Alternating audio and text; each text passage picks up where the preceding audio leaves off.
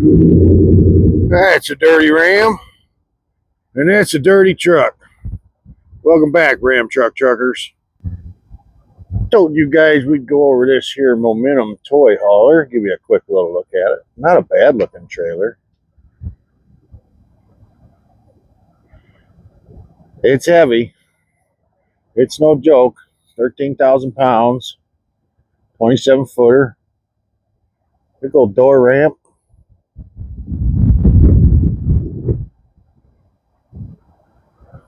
It's snazzy on the inside. Got a ladder so you can get up and clean solar panels and stuff.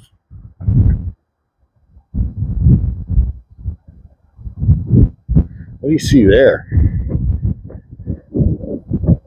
Anybody know what that pipe is? If you know what that pipe is, drop a hit down there in the comments. I'll give you a hint. It's got something to do with that compartment right there.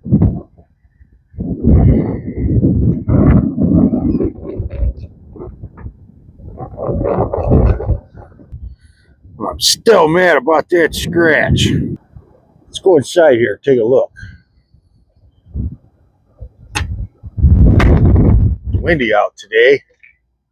My second wind shut down.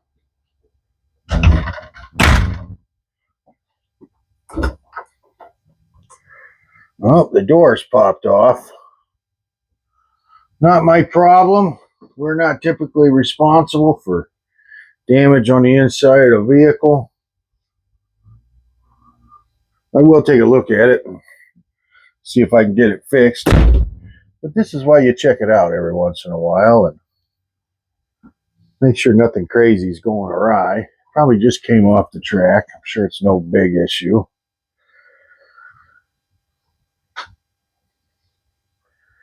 Lots of closet space in there. That is a slide out, so we'll give you room to walk around next to the bed.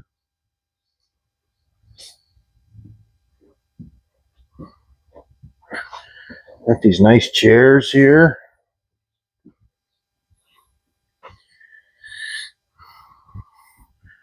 Not a bad little kitchen. That's a big RV fridge though. But not a bad little kitchen. A little bit of counter space.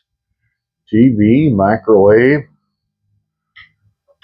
And then the garage, which I never seen one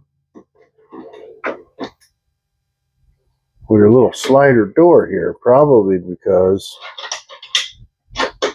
so you can have the ramp down and close everything up. But with that ramp down, that would look real nice. It would make it would open it up real nice in there so you could see out the windows and everything and make it feel a little cozier. And you got the drop down bed up there. So now that's interesting. Big giant subwoofer. Cool. Let's go talk about it.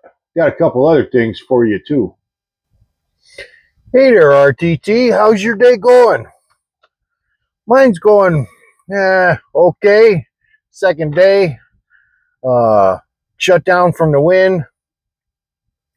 Had like 23 plus mile an hour wind up here in Minnesota. And gusts up to 30. Was blowing me around. Was screwing up my fuel mileage. So I quit. I did start real early today, about 4 o'clock in the morning.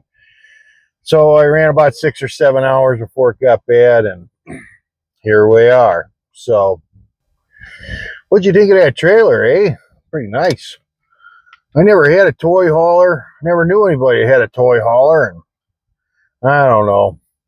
Seems like a little bit of overkill. Not the rig for me, but I don't have toys to haul around, so I guess that's probably why.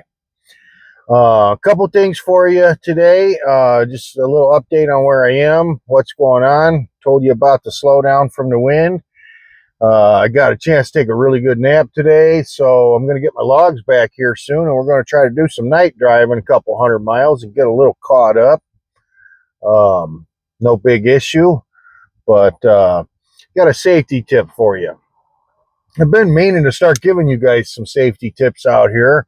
Some little things that you can do, but I had some fog this morning and it reminded me of a safety tip that I I used to tell all the escorts and any other horse haulers that I used to bump into back when I was horse hauling. So you're driving, everything's going fine. Suddenly you find yourself in some dense fog where you really can't see much. First thing you do, you let off the gas a little bit, slow down in case you come across anything. Maybe hopefully you can stop. But one of the biggest things that I have found that has been a huge help for me over the years when during my million miles on the road, when you do wind up in extremely low visibility, reach up there and tap your GPS and zoom it all the way in, like all the way in. Okay, it's going to let you know of any sudden curves or anything if you're not familiar with the road, and it's just going to give you a secondary thing to look at, kind of give you an idea of what the road's doing. So I hope you find that tip useful. Some people have thought about it over the years when I've offered that information, and other people have said, hey, that's a really good idea. So I figured I'd drop it for you, and hopefully everybody can find it a little useful, and maybe it'll save your butt one day. It saved mine. So, got a phone call from a buddy today. We started about the same time, and he was trying to make some good time today, and he didn't have his DOT stickers, his DOT numbers on his truck. So, what do you think happened? Now, he's kind of pretty, and when the Missouri State Highway Patrol there saw him and pulled him over and wanted to talk to him and started initiating a level 1 inspection on him, he kind of got a chance. He wiggled out of it a little bit. He still got a warning. He got away with no ticket, but you gotta have your stickers or your magnets on the truck. So a little reminder there for some of you hotshot truckers out there, and by hotshot I mean cool truck drivers, not actual hotshot drivers. The cool truck drivers trying to cut a corner, it will catch up with you at some point. So he was running with his stickers off, or his numbers off, so he thought he could slide by the scales and not get messed with. Well, he got his warning, and he promised me he's going to play by the rules a little better. And didn't take him long, a couple weeks, but it is what it is. We've all cut a few corners out here, but that's probably not the one to cut. So could get you a pretty hefty ticket, and I highly recommend that we all play by the rules. The rules suck, but they're there for a reason. They're there to save lives. They're there to just keep us in line and keep us on our toes and make sure we're doing our job right. So, what y'all thinking about that trailer? Reach down in there in the comments. Tell me what you thought about that trailer. It's heavy. If you don't know what that little pipe was sticking out, that's an exhaust pipe. That thing's got a freaking generator. So you don't even need a campground with this thing, man. You go right out into the middle of nowhere. I mean, it makes sense. Toy hauler, you got a four-wheeler in there, a couple of dirt bikes in there. You might wind up out in the middle of nowhere. So it's the first RV I ever saw, or first, like travel trailer or fifth wheel that I saw with a generator in it. Might be a more common thing on the toy haulers. I'm not sure. So we got a bunch of new subscribers. So welcome everybody to the community. Trying to make a little bit of a community here. Trying to create an environment where we can all chat a little bit, learn a little something, laugh a little, and see how the RV transport's going. I did have some interesting revelations today about the tow haul button. Typically with a tow haul button, what I do is I get myself up to speed, or if I'm climbing a hill, that's when I use the tow haul button. Once I'm up to speed, I can hit the button. It'll drop 400 RPM, relax the truck a little bit, give me a mile or two per gallon. Now, I ain't had nothing this heavy yet. So I was finding yesterday in the wind with the straight headwind. I had the same thing today.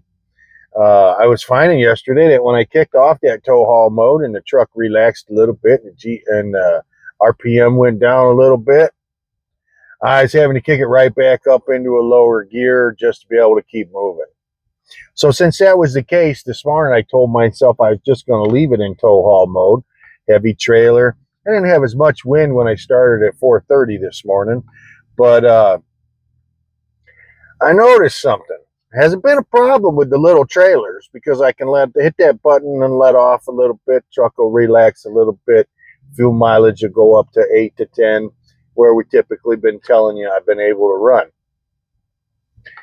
However, today when I didn't shut it off, I was noticing that I'm still staying revved up a couple hundred RPM, so I got some power right at the wheels ready to use right away, and I was getting 9 to 10, which is way better than yesterday.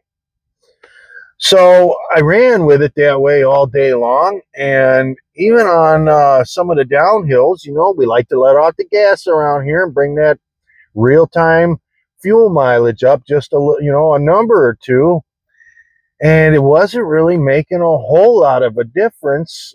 It wasn't causing me to have poor gas mileage like I expected, and I was able to let off. If I'm doing 8 miles per gallon, on some flat land, I was able to let off, and when I was letting off, I was getting 10 instead of the typical 9. Well, getting 2 more miles per gallon instead of the typical 1 when I let off. That's the big revelation here. So I might be doing this tow haul button all wrong. Years ago in the horse hauling, that was a pretty common thing to do. You kind of let off that tow haul button, relax everything, but I was only dealing with a 3-speed transmission with a push button overdrive.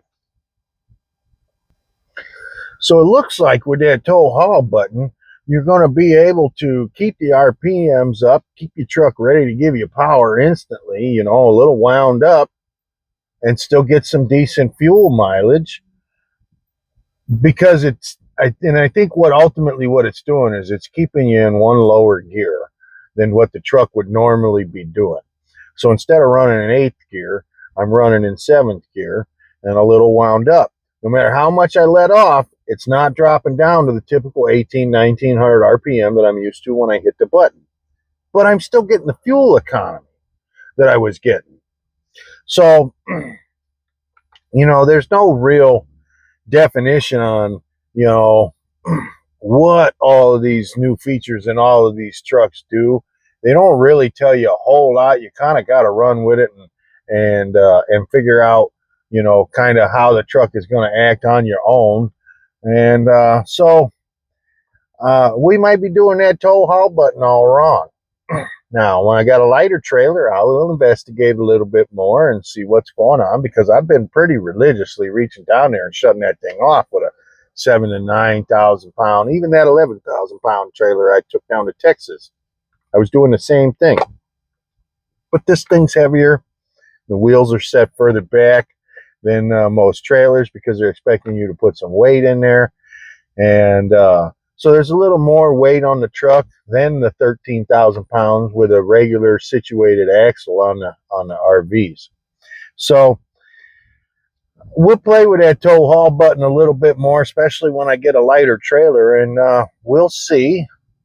Maybe there's an extra mile or two a gallon there. So this is the point in the video where the YouTube algorithm says hit the like button or hit the subscribe button for the best impact. And I ain't got no complaints from you guys. You guys are very engaging. You ask a lot of questions. You make a lot of comments. And guess what? We got a Ford guy.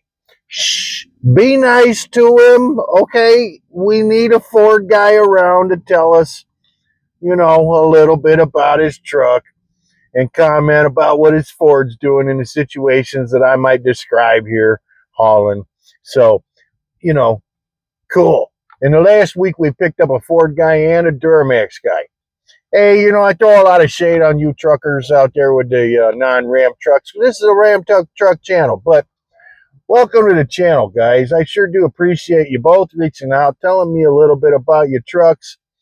And I sure hope you guys will continue to do that. We want to know what your Ford's doing. We want to know what your Duramax is doing, because how are we going to know unless you tell us? We ain't got one. And ultimately, you know, in the world we live in, all these trucks are probably about the same. So, you know, gonna keep ragging on that Ford truck. It's funny, but welcome to the team, y'all. Appreciate your comments. Appreciate your interactions. You know, just a short little video here for you guys today. We're going to bust out here in a couple of hours and try to cover some more miles. I still don't have any requests or recommendations for where to stop when I'm empty. And I did notice, I haven't been up here on 90 in a long time. I did notice we're going to get a little corner of Wyoming in. So yesterday, Wyoming was shut down to all commercial traffic. So, you know, what I'm looking for, you guys, somebody help me out here. We need a video for the way back to the yard.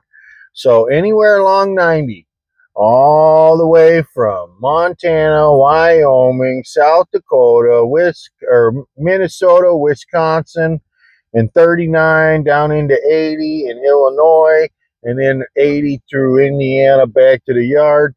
If you know somewhere that you want to see me shoot a video on, whether it's Route Rushmore or a historical marker on the side of the road y'all have driven by a few times that you never got a chance to stop and read, tell me where it's at. On my way back, I'll stop, I'll shoot a video just for you. So, trying to repay you guys for being so engaging on the channel, being so welcoming. We haven't had too many trolls on the channel. Jim, I'm not talking about you. We like you, Jim. You're fun. So, but for the most part, it's been healthy. It's been informative. And you guys sure are making me feel welcome. And I appreciate that. Last thing I want to do is be shooting these videos and talking to air. So, you definitely let me know that I'm not talking to air, and I appreciate it. Hey, I'm Johnny Mac, reminding you, put your DOT numbers on the side of your truck. Have a great day, Ram Truck Truckers. Stay safe.